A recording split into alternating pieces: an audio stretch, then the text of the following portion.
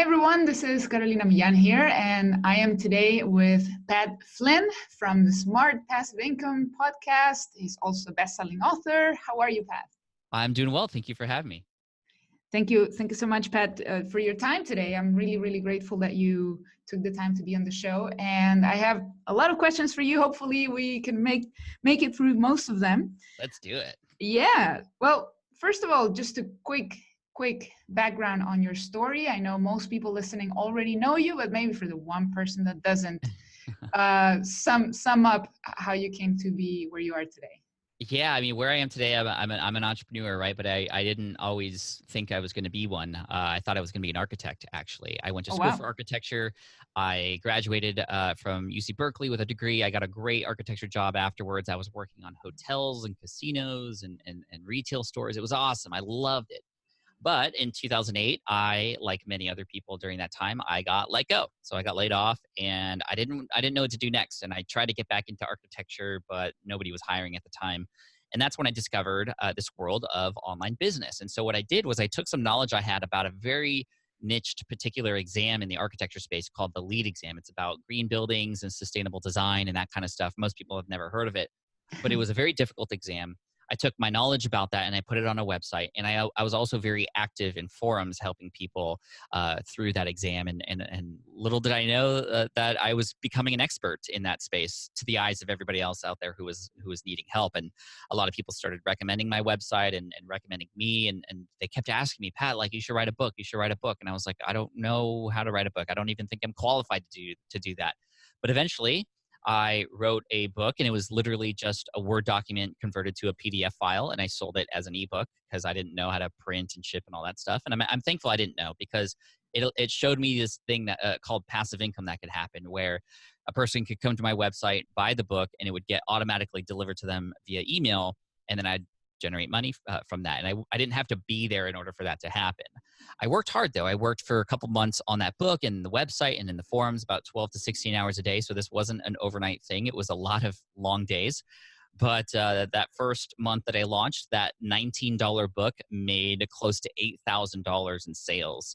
Wow. Then the next month, it was my first 5-figure month at 10K. And then I introduced an audiobook, and it just kept growing and growing. And then soon I realized that, hey, this is my new life. I'm an entrepreneur now. And a lot of people started asking me how I did that. So that's when I started smartpassiveincome.com to show people how I had built that website. And then I started building new projects and businesses. I created an iPhone app company. I've recently created a physical product. I've created other niche sites. And I've just been very open in sharing how that all works. And it's not always perfect. There's a lot of failures along the way, but it's always a lesson for everybody watching. And I think that's how I've become known as like the authentic, transparent guy in the internet business space, kind of sharing it all and just taking people along for the ride and educating as I go. And now I have courses and I speak and I have books, and I feel so blessed to have been let go.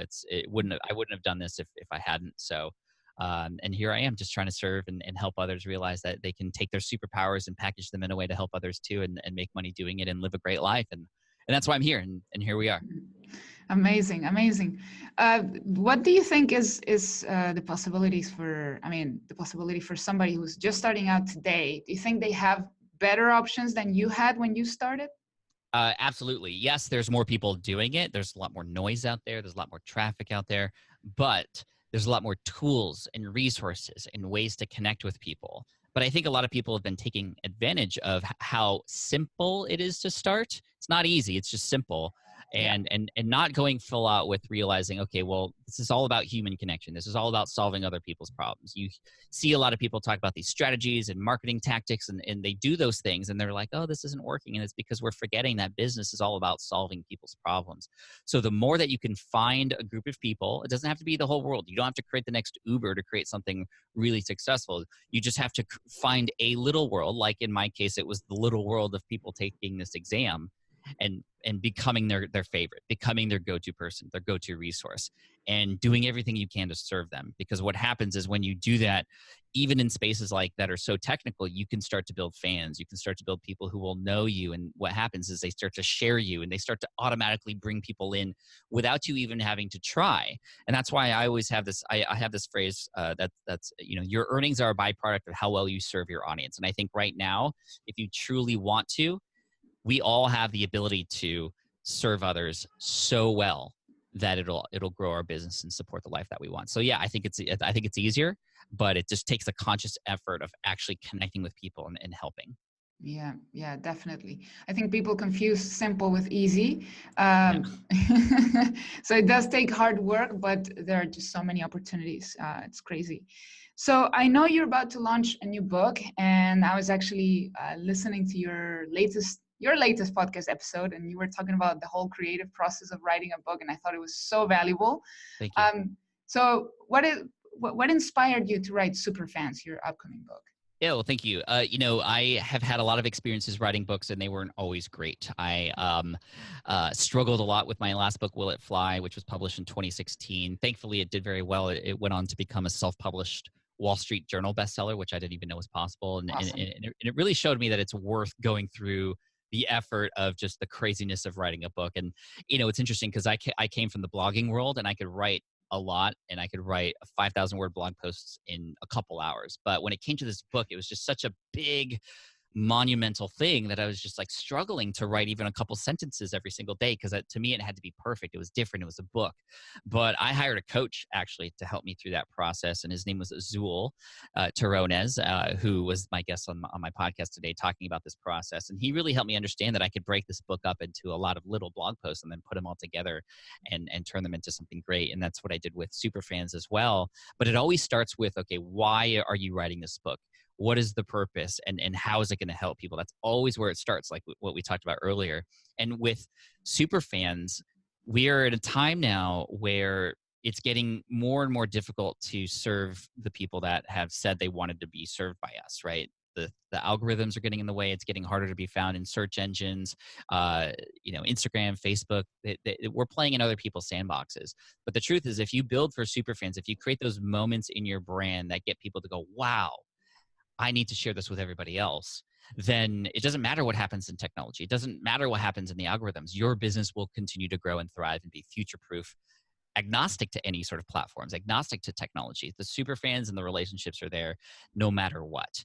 And really, this was validated, this topic of building Superfans in your business, through a number of presentations that I gave. It was a particular talk that I gave a few years ago that was soon to become my most popular one. More and more people who owned conferences continued to ask me, "Hey, can you do that Superfans talk again at my presentation? Hey, I heard you did this thing about Superfans. Can you present about that at my conference?" And so the more I continued to present about it, the more validation I got for, hey, this is what people need right now, and people are loving the content. And so I decided to package that into a book. And luckily, I had a lot of great experience with Will It Fly and how to write a book. But this time, I did something that was really interesting. I wrote the book in about a month and a half. And instead of really? a year and a half, yes. And partly because I had experience writing a book before, but also because I really knew that I needed to get this out there. And I used NaNoWriMo, which is a November, it's called National Novel Writers Month, NaNoWriMo. Okay. And this happens every November. You see authors, they challenge themselves to write 50,000 words in a month to write their next novel. And it's mostly fiction authors, but I decided to join in. And I wrote my book. I wasn't able to finish 50,000 words in a month, but it was about a month and 2 weeks that I finished. And that really encouraged me to challenge myself to do it. And it happened. And that's when the first draft was done. And then the team took it, and we've been managing that process. And here it is. It's about to come out. It's just pretty crazy. In less than a year, this will be out. And I'm just so thankful that I went through all those troubling times with the other books to help me with this one. Because now I'm like, oh man, I'm on fire. Like, what's the next book? Let's get it done. I can do it. I'm getting more and more encouragement and belief in my confidence the more I do it. And I think that's just a big lesson for all entrepreneurs, is like, it's going to be a struggle. It's going to suck. It's going to be hard. But you gotta, as my buddy John Lee Dumas says, you gotta be a disaster before you become the master, right? And it was a disaster at first for sure, but I'm starting to master this process, and now the better I can help people with it. Yeah, totally. What is one key takeaway that you wish people got from this book, that if they implemented one thing, what would it be? Yeah, so it's a mindset thing, right? And there's the book is full of tactics, right, to take people from the moment they find you to super fan status. And it doesn't happen overnight. The big takeaway is that a person doesn't become a fan of you the moment they find you, which is really interesting because what are we doing in business right now? We're trying to get as many new people to find us, but then we're not focusing on, okay, well, what happens once those people find us? So instead of search engine optimization, Facebook ads, Instagram ads, social media, getting new people, and all these tactics that we're using, and 100% of our time to bring new people to the top of the funnel, right? If you flip that funnel upside down, the top of the funnel, which is all your new traffic, that's the base. That's your casual audience, the people who have just found you. That's not where your repeat customers are coming from. That's not where most of your engagement is coming from. Most of your engagement is coming from the top of this pyramid, which is your super fans. Those are your repeat customers. Those are the people who are going to be ambassadors of your brand. So instead of, and yes, SEO is important, getting new traffic is important, but focusing on the experience that traffic now will have in your brand and the moments that they're going to have. Fans aren't created the moment they find you. They're created by the moments that you create for them over time. So it's that initial handshake, yes, but the second handshake, the reach out, how they feel like they belong to a part of a community, how they feel like their voice is getting heard, how they are involved in your business, because when they're involved, they're going to now be invested. And that's how you can then see that they're going to automatically grow your brand for you. So in my case, the big takeaway is, even if you have 10 people on your email list, what kind of experience are you providing for those 10 people? How can you make them feel like they're a part of something? Because those 10 people can bring 10 new people in each. And those 10 people, 10 people can bring 100 people in. And from that, it just exponentially grows. And it reminds me of with my architecture website that I was talking about earlier. I remember there was a woman, her name was Jackie, who emailed me. And she said, Pat, I finally passed the exam thanks to you. I'm just so thankful. You helped me out. You answered some of my emails. Like, this is great. I got a raise. I got a promotion. I'm so thankful. I'm a big fan. And I'm like, you're a big fan of me? Like, I just helped you pass an exam. I'm not like a musician or artist or an athlete or anything like that we traditionally think of fans about. But what ended up happening was I saw that, over the next couple months, 30 people from the same firm that she was at had also purchased my study guide. What Jackie had done, I didn't realize this until after, and she told me, she went and she convinced every single person in her office to also buy my guide.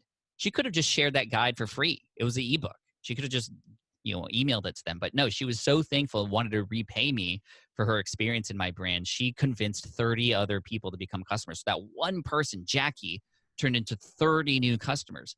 So what if instead of focusing on, let's get all these brand new people, what if we focused on one person's experience and what they could do? And the truth is, you don't need a ton of these super fans to do some amazing things. There's an article written by a man named Kevin Kelly called 1,000 True Fans. If you just had 1,000 of these super fans who were supporting you every single year with $100 a year, that's less than $10 a month for your art, your creative, your support, your coaching, your products, whatever. That's $100,000 right there. 1,000 people times 100. So you just need some Jackies. And the truth is, that's a fan a day for less than 3 years. That's all it takes. Can you create one fan a day for less than 3 years to get your 1,000 true fans? It really puts into perspective how, again, simple this is, not easy, but let's focus on the experiences that our people have in our brand, and your business will grow from within.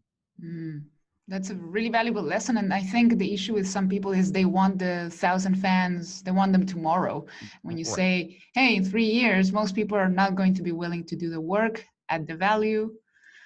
And right, true. Yeah. And the other hard thing about this is it's not as measurable as, analytics with conversion rates or all these other things, right? The conversion rates and the traffic, that's fun, that's sexy, that you could see it growing from yesterday to today.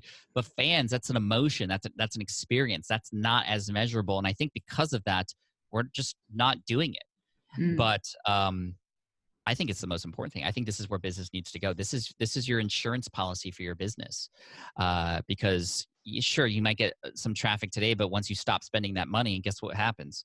Your traffic goes away. Yep. When you have super fans, these guys keep coming back and bringing more people in without you even asking. And this is how you can sort of perpetually grow, agnostic of platforms and technology. Exactly. And that's also a way of passive income. And that's what I also wanted to ask you for you. Like, for some people, they don't believe in passive income. Like, there's a talk or a video from Gary Vee somewhere where he talks about that. Like, no, passive income doesn't exist and stuff like that. That's BS. I know. What is your definition of passive income? Like, what is passive income to you? Well, on one hand, I do agree with Gary. I think what is perceived out there in the world of internet marketing. And he's told me personally, he's like, hey, Pat, like when I dig passive income, it's not about you. You're doing it the right way. But there's all these other people who are just saying, hey, you can make money tomorrow. You can make money on the laptop lifestyle. It's easy. And the truth is it's hard. We've defined this already. And I agree with Gary. There is no such thing as 100% passive income. Even with traditional passive income like real estate and stocks, and you still have to manage those portfolios. You still have to get new tenants in. You still have to fix problems in the house. It's not 100% passive income. There's no such thing. But what there is flexibility with your time. Instead of working 8 hours a day and getting paid for those 8 hours, working 0 hours a day and getting paid 0 hours, you can put in time and invest time now to create things, systems, businesses online using automation, tools, teams to help you be able to serve people in an automated fashion and get paid for that without you having to be there all the time to make it happen. Yes, you still have to upkeep. You still have to make sure your customers are taken care of. Yes, you have to make sure that you're up to date with your information. For example, I have a podcasting course that has made over $2 million in the last couple of years. But I wasn't there to hand deliver the podcasting course to every single customer. People are coming in through a funnel and they're getting pitched the course and they're buying. And that funnel was written once and it's already there and it's working for me. So instead of you always having to work in the business to make money, now you can have your business work for you to make money. But you still have to own that business. You still have to upkeep that business. There's no such thing as 100% passive income, but there is such thing as setting up businesses that will work for you without you having to be there all the time. You still have to upkeep them. It's still hard to set up. It doesn't happen overnight. But having super fans on top of that is going to help you, because somebody who takes my course, for example, who now has a podcast, there's a woman, her name is Sophie Walker. She has a podcast in Australia that she started from scratch. No email list, no nothing. She just passed, I think, 3 million downloads. And she was ranking #1 in Australia for her podcast, Australian Birth Stories. So she interviews moms about their birthing story, which helps encourage other moms and makes other moms feel like they're not alone. And she's doing incredible. She has sponsors now. She's making money. She is a super fan. And what does she do? She tells other people, hey, you should start a podcast. Go to Pat's stuff. Go to Pat's stuff. Go to Pat's stuff. Like customers are coming in and I don't ever meet them until they're finally in the course, which is really amazing because Sophie's now helping me and doing that work for me because she's a fan. And she's just one example of now tens of thousands of fans, which is really incredible. And also, I have my first event coming in about a month. Oh, really? Which is cool. It's an event that I'm putting on for my community. And I haven't done a lot of marketing for it because I've just said a couple times, hey, buy your ticket here. And the super fans, they've come out of the woodwork to buy I've sold out nearly 500 seats without much marketing effort because they want to go, because they want to be there. And that's a testament to superfans. You can launch and create anything you want. And beyond that, it's even beyond your business. With superfans, you can create movements beyond your business about things that you believe in. For example, I am actually, along with Gary Vee, I am an advisor for an organization called Pencils of Promise, which helps build schools all around the world. And with my community and my superfans, I was able to run a campaign to build a couple schools in Ghana, Africa. And that wouldn't have happened if it wasn't for the fans who were like, Pat, we're all behind you. Whatever you believe in, we believe in too. We'll get behind this. And then they brought their family and friends involved. We got money and we were able to build a couple schools. This is way beyond just building a business. You can make change. You can affect lives through building superfans and having that incredible tribe. Yeah, absolutely. I mean, that's the beauty, like when you start seeing those results, not just the monetary, but when you see how the impact goes beyond you and it starts affecting other people's lives. Like for me, that's unbelievable. So I was also listening to another episode on your podcast recently where you were talking about podcasting in 2019, and there were so many interesting insights that you guys shared. What would be like one feature today that you would like to see in most podcasting platforms that is missing right now? Yeah, I mean, as a podcast creator, I think analytics are very poor still. I don't know much about where my audience is coming from or listening in from. I know very basic numbers. And even when it comes to, the listeners, like what is their experience like listening, and how many episodes is a single person listening versus just a one-off listen. And we're now starting to finally see some work from Apple to help us a little bit. We now understand, for example, at least for people who listen on their devices, how long certain episodes are being listened to. So what's the retention rate and all that stuff? It's finally starting to come. But also, I think the biggest thing is just findability. the tools out there for search in terms of all the great audio content that's out there is still very archaic and old. Google, thankfully, is starting to finally come on board and use their superpowers to help us be found as podcasters. They've actually claimed that by the year 2020, which is coming up soon, they want to double the amount of podcast listeners that are out there using their search algorithms and such. And we're actually starting to see already, if you type in, for example, the Smart Passive Income Podcast in Google, you can actually play my episodes right directly from the search result inside of Google. All Android devices, you could do that as well. So we're starting to see some cool things like that. Apple's finally recently said that they're going to have a very dedicated desktop podcast app that's now going to make it so much easier for people to find our shows. They're actually going to rejig their categories a little bit, and they're actually going to put machine learning so that just like in YouTube, they can actually transcribe your show, and you can be found through the things that you say in your show automatically, based on the words that you say and transcripts that are automatically provided, which is going to be amazing. And I cannot wait for that. Finally, these companies are starting to show up. And I think it really started with Spotify coming on board, being, if you open your Spotify app, you'll see podcasts right there on the homepage. That wasn't always the case even last year. And they've invested nearly $400 million in different companies in the podcasting space. So I'm so excited for the world of podcasting. And the crazy stat here is that when you consider how many podcasts there are versus other things, like there's over 500 million active YouTube channels. It's 500 million. There's about 500 million active blogs out there, probably more. There's less than 1 million active podcasts right now. There's 700,000 podcasts. We're not even at 1 million yet. And we're like Seth Godin recently said that podcasting is the new blogging. And I think if you're not involved with podcasting right now, you're crazy, because right now voice is starting to take over and you should be a part of it too. Absolutely. What is your advice for somebody who wants to start a podcast? Like, what's the first thing they should be doing? Yeah, I mean, the first thing you should be doing, just like when you want to write a book or start anything, you have to understand why you want to do it. What are your goals are with it? And I think knowing that ahead of time is going to be really important, so that you don't just get into it and then struggle and then go, oh, I don't need to do this. You really need to have a reason to do that. So if you're going to grow your business and grow your email list, great. Then by episode 1, you need to start having lead magnets in there to bring people back into an opt-in form on your page and landing pages and things like that. Really important to know that ahead of time. Even though you might not have very many listeners up front, the cool thing about listener behavior, it's much like a Netflix viewer. They go back to the archive and listen from episode 1 all the way through. And I've had people tell me, even after nearly 400 episodes, they've listened to every single episode.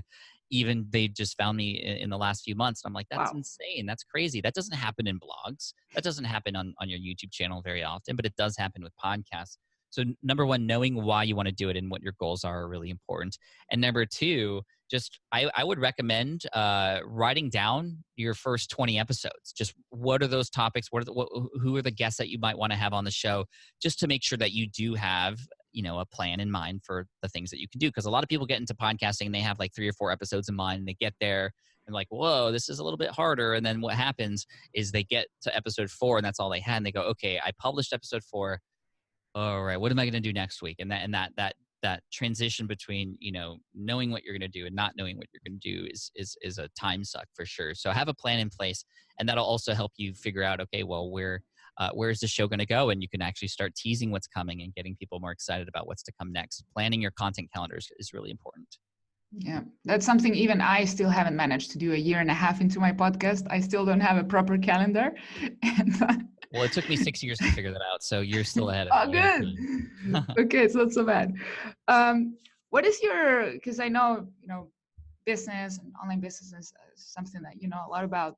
What's your advice for people who are struggling right now with starting an online business today, right now? What would you tell them to do? Yeah, I would say that, before you create the website, before you create the business cards and the letterheads and all these things that, are fun and exciting. I mean, a lot of us go there first, right?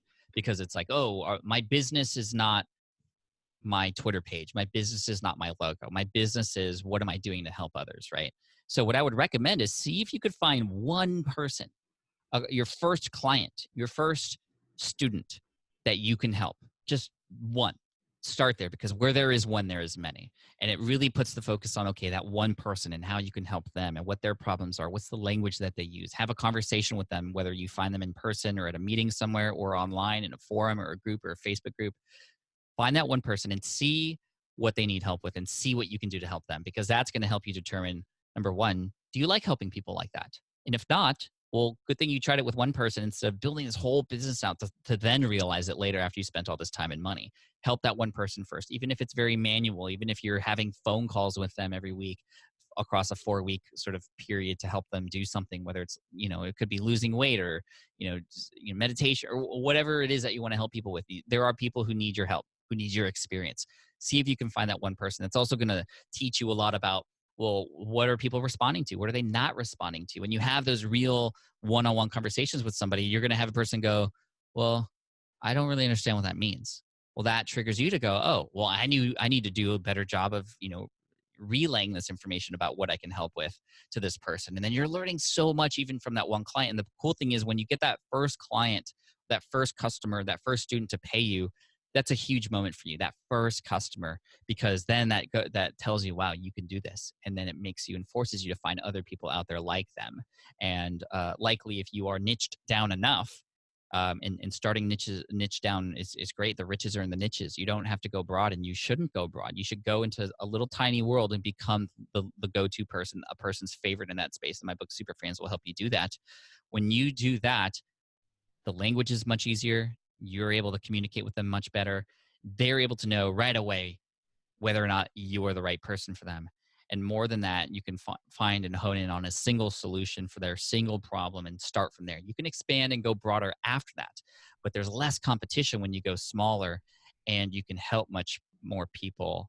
Because if you try to build a business that helps everybody, you're actually helping nobody. Yeah. Right. If you're gonna run a marathon and you want the best shoes to help your feet, you're not going to go to a shoe pavilion or a Walmart to buy your running shoes, right? If you're serious about running, you're going to go to the person who is knowledgeable about that. And if you are in the camp of, well, I'm not an expert in anything, I would actually reframe your mind to say, you don't have to have a PhD to be an expert. You just have to have a little bit more experience than somebody else. And actually having that little bit more experience puts you closer to that person who needs that help, because you're just a few steps ahead. And if you can help somebody through a problem, help somebody with something and make it more convenient, and you have that experience, I mean, you're set up to win. And just find that first niche down and find that first customer, and you can take it from there much easier. Absolutely. One final question is, sure, from your nearly 400 episodes, what is your favorite episode on the podcast that you would tell everybody to go listen to? Oh, I would definitely listen to episode, if you're just starting out, 122 with Shane and Jocelyn Sams. These are two teachers from Kentucky who one day listened to my show and just took action, and they're so cute. And Shane was a football coach.